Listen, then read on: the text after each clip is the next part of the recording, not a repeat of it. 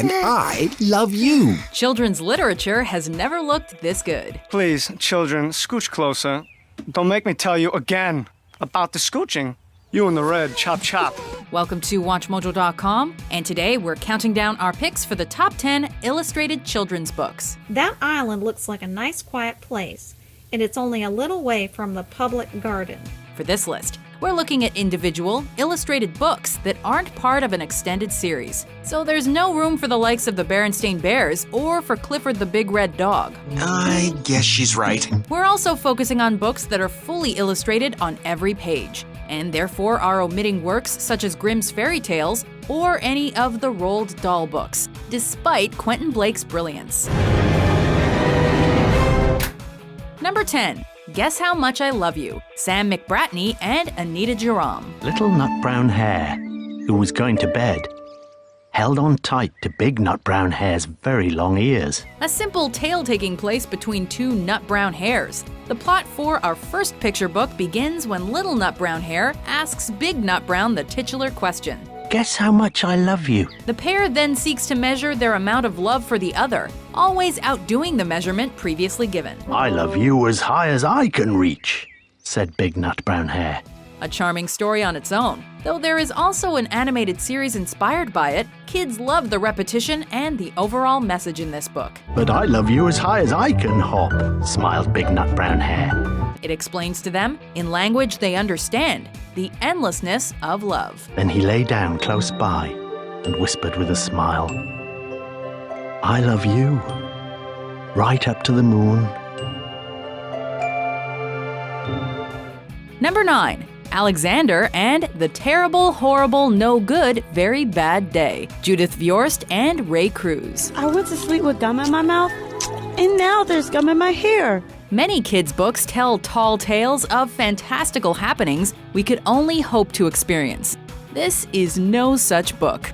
A boy who most definitely woke up on the wrong side of bed. Alexander's Terrible, Horrible, No Good, Very Bad Day involves gum in hair, cavities, and lima beans, all of which encourage our titular boy to wish to move down under. Next week, I said, I'm going to Australia. A Black and White Award winner for grades K through 2. Its moral is simple. Some days are just terrible, horrible, no good, and very bad. But that's okay. My mom says some days are like that, even in Australia. Number 8. Make Way for Ducklings, Robert McCloskey. You'll get run over. And when she got her breath, she added, This is no place for babies. A story that would suffer without its author's charcoal illustrations. McCloskey's Make Way for Ducklings has been in print since it first hit shelves in 1941. Have you guys ever read that wonderful children's book, Make Way for Ducklings, where the mama duck, leads their baby ducks across the street? Inspired by the author's time in the Boston Public Garden as a young art student, it's the tale of a mallard family searching for a permanent home. With a heartwarming trek through Boston and two loving yet independent characters at its core, the book has sold well over 2 million copies, has been immortalized as a statue in the Boston Public Garden, and was named the official children's book of the Commonwealth of Massachusetts, proving that parental love transcends species. And when night falls, they swim to their little island and go to sleep. Number 7. Go Dog Go, P.D. Eastman. Big dog, little dog.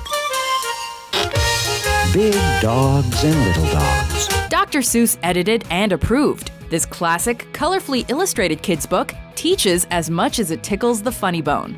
A beginner book for ages 3 through 7 penned by P.D. Eastman, and not Seuss himself as many believe. It is hot out here in the sun. It is not hot here under the house. Its simple text communicates lessons about colors, life, diversity, and even romance, all while telling a playful parable with few-syllabled words. Hello. Do you like my hat? I do not. Goodbye.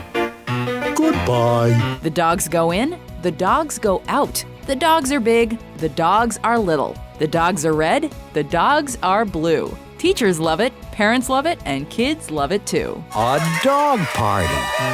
A big dog party. Number 6. Goodnight Moon, Margaret Wise Brown and Clement Hurd. In the great green room, there was a telephone and a red balloon and a picture of the cow jumping over the moon. Bedtime stories are an essential part of childhood, and Goodnight Moon is probably one of the greatest bedtime stories ever written. Good night, room. Good night, moon.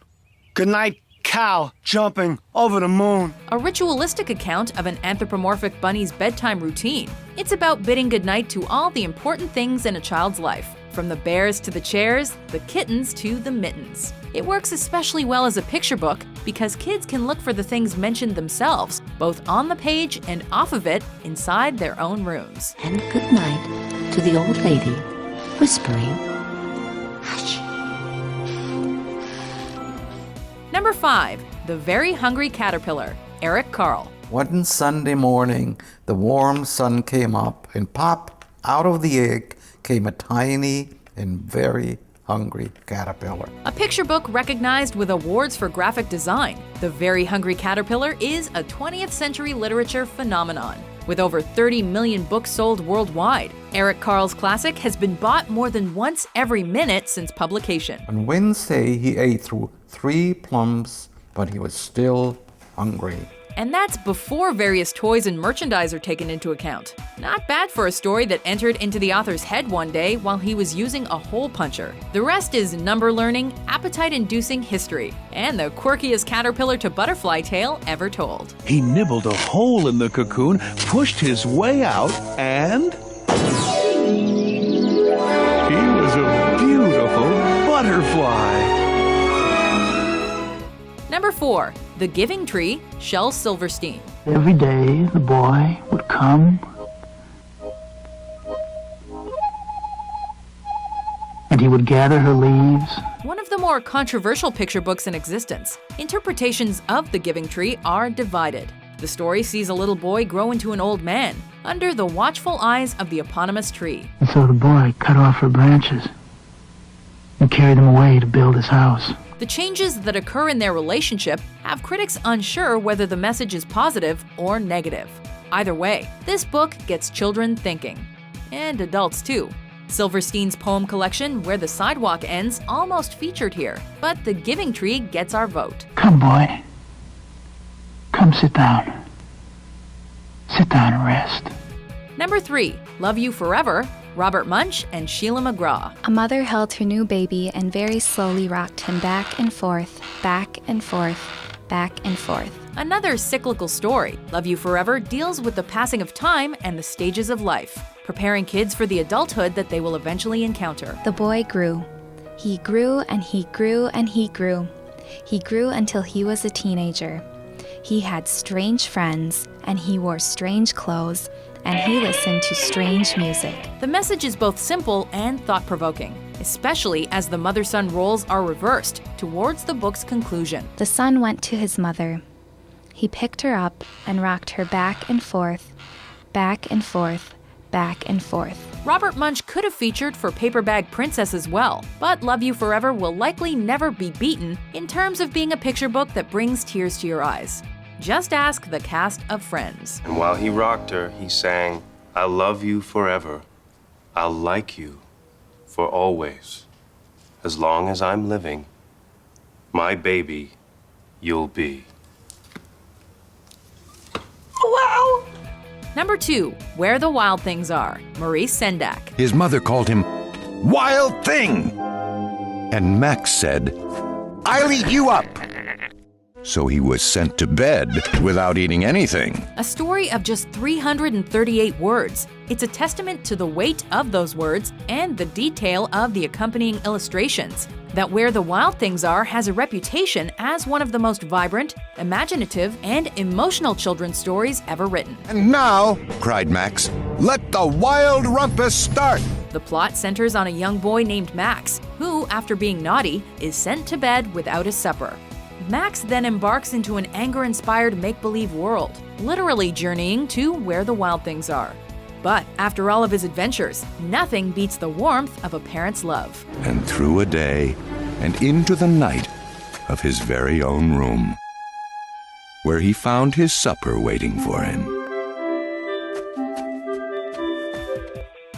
we crack the spine on our top pick, here are some honorable mentions. Sunshine, lollipops, and rainbows. Everything that's wonderful is what I feel, and we're together. Is this you? Yeah. Well, it says here, no photo with the department store Santa this year. No letter to Santa. And you made your sister put out the milk and cookies. Sounds to me like this is your crucial year. If I were you, I would think about climbing on board. Number 1, The Cat in the Hat, Dr. Seuss. A cat in a hat. You will note I am neat. Wiped my feet on the mat. Theodore Geisel, otherwise known as Dr. Seuss, is rightly regarded as a legendary picture book writer and illustrator.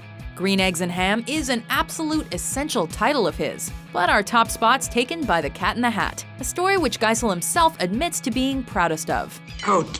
Out! Out of this house! Out! Out! Why, every house should have a cat in it. Curled up by the fireplace, a little warm. Out! The Cat in the Hat was written at a time when children's literature was at a crossroads.